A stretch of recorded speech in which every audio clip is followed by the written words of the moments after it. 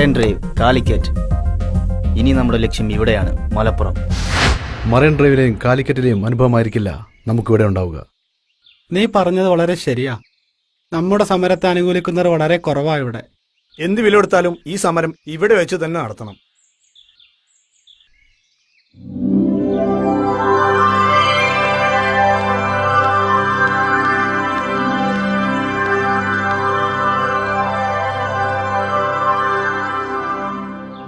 എവിടെയായിരുന്നു എത്രയും കാലം? ഞാൻ MBA കഴിഞ്ഞ UK-യിലായിരുന്നു. അല്ല, നീ എന്താ ഇവിടെ? അടുത്ത ആഴ്ച ഞങ്ങളൊരു സമരം നടക്കുന്നുണ്ട് ഇവിടെ. സമരമോ? എന്ത് സമരം? നീ പത്രത്തിലൊക്കെ കണ്ടു കാണും, ചുംബന സമരം. ഓ, ചുംബന സമരം. ഒരാണും പെണ്ണും ഉമ്മ വെച്ചാൽ ആകാശം ഇടിഞ്ഞു വീഴുന്നു പറയുന്ന കുറച്ച് മുരട്ട സദാചാരവാദികളുണ്ട് നമ്മുടെ നാട്ടിൽ. അവർക്കൊരു മുന്നറിയിപ്പാണ് ഈ സമരം. നീ നിർബന്ധമായും വരണം. എന്നെ വിട്ടേക്ക്, ഞാനില്ല ഇത്ര ആഭാസങ്ങൾക്ക്. അതെന്താ, രണ്ടുപേർ ഉമ്മ വെക്കുന്ന അത്ര വലിയ തെറ്റാണോ? ഉമ്മ വെക്കുന്നതിൽ തെറ്റൊന്നുമില്ല, പക്ഷെ അത് തെരുവിലാവുമ്പോഴാണ്. സ്വന്തം കുഞ്ഞിന് മുലയൂട്ടുന്ന പോലും ഒളിഞ്ഞു നോക്കി നിർവൃതി അടയുന്ന ആയിരക്കണക്കിന് ഞരമ്പ് രോഗികളുടെ ഇടയിൽ വെച്ച് ഉമ്മ കൊടുക്കുന്ന സ്വന്തം ഭാര്യക്കാണെങ്കിൽ പോലും തെറ്റാണെന്ന് വിശ്വസിക്കുന്നതിനാണ് ഞാൻ. നീ കടല് കടന്നതല്ലേ, ഒരുപാട് രാജ്യങ്ങൾ കണ്ടതല്ലേ, എന്നിട്ടും നിന്റെ മനസ്സിൽ പോലും പഴയ നാട്ടുമ്പുറത്തേന്റെ തന്നെ. അതേടാ കാരണം, എന്നെയും നിന്നെയും കണ്ടു വളരുന്ന ഒരു പുതിയ തലമുറയുണ്ട് ഇവിടെ.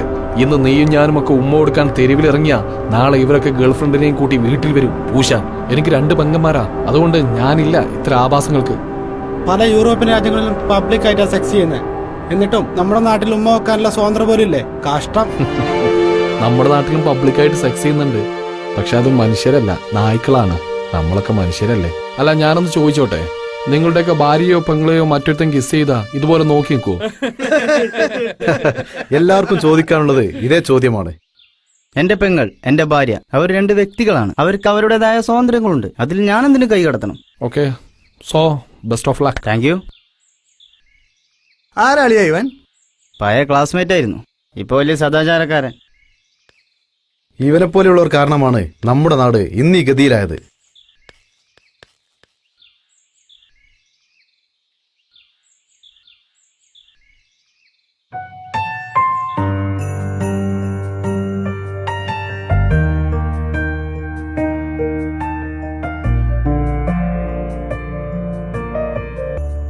കൊള്ളാം.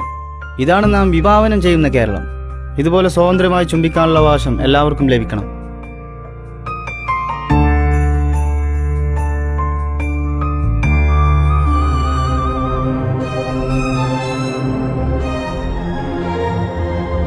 എടാ, പണി പാളി. നിന്റെ പെങ്ങളാടാ അത്.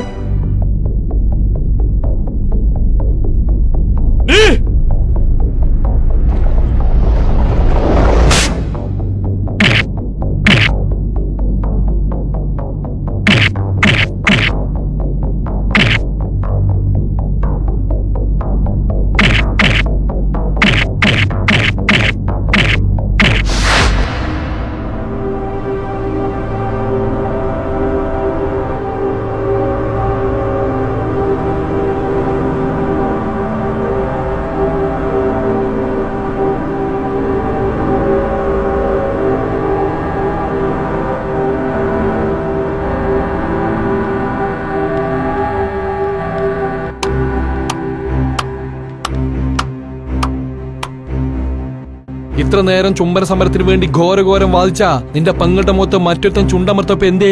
നിന്റെ സദാചാരക്കുരു പൊട്ടിയോ? എടോ, വിപ്ലവവും പുരോഗമനമൊക്കെ പ്രസംഗിച്ച് കയ്യടി വാങ്ങാൻ കൊള്ളാം, ഫേസ്ബുക്കിൽ എഴുതി ലൈക്ക് വാങ്ങാനും. അല്ലെങ്കിൽ തന്നെ എന്തിനു വേണ്ടിയാടോ ഈ സമരം?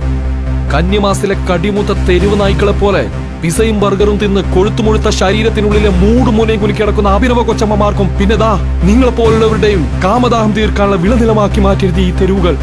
കിസ് ഓഫ് ലവ് എന്ന ആഭാസ സമരത്തിന്റെ പേര് പറഞ്ഞ് പരിപാവനമാക്കപ്പെട്ട മലപ്പുറത്തിന്റെ മണ്ണിലേക്ക് കാലെടുത്തു വെക്കാനാണ് നിന്റെയൊക്കെ ഭാവമെങ്കിൽ മലപ്പുറത്ത് നിങ്ങൾക്ക് നേരിടേണ്ടി വരിക മലപ്പുറത്തിന്റെ ചങ്കൂറ്റമുള്ള ചെക്കന്മാരെ ആയിരിക്കും. ഓർത്തോ?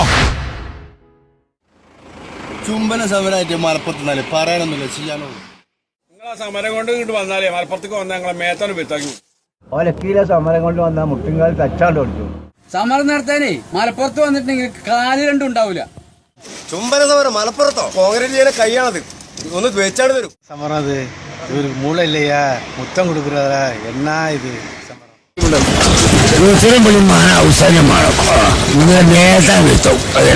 കായികമായിട്ട് കൈകാര്യം ചെയ്യേണ്ട വിഷയം വരികയാണെങ്കിൽ അങ്ങനെ തന്നെ കൈകാര്യം ചെയ്യേണ്ടി വരും. മോനെ, ഇത് കൊച്ചിയല്ല, കോഴിക്കോടും അല്ല, മലപ്പുറമാണ്. ഇവിടെ ചുമ്മനോണ്ട് വന്നാണ്ടല്ലോ പണി പാട്. പുതിയ വളരെ മുമ്പ് സ്വാമി വിവേകാനന്ദൻ പറഞ്ഞു കേരളം ഒരു ഭ്രാന്താലയമാണെന്ന്. ഇപ്പോഴത് യാഥാർത്ഥ്യമായി. വിനാശകാലേ വിപരീത ബുദ്ധി.